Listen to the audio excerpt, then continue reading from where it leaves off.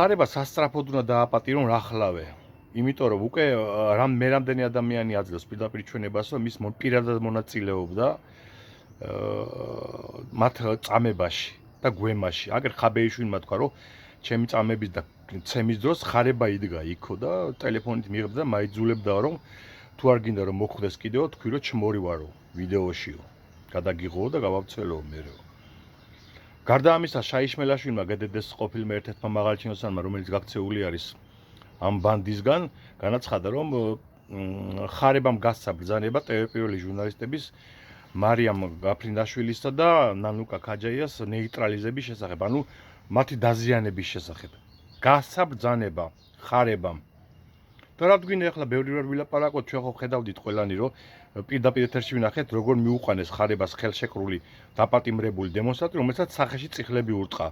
ეს კაცი ციხეშია ეხლავე გასამწესებელი. და ვერ გამოხვალთ მიუხვეთ მოუხიეთ რაღაცეები, ვიღაც სპეცსამზადებლები დავიჭე და კაი ბიჭები ვართ. არა, თავარი ჯალათი უნდა ჩაჯდეთ ციხეში და მისცეს ჩვენება ვინაძლევდა მას დავალებებს.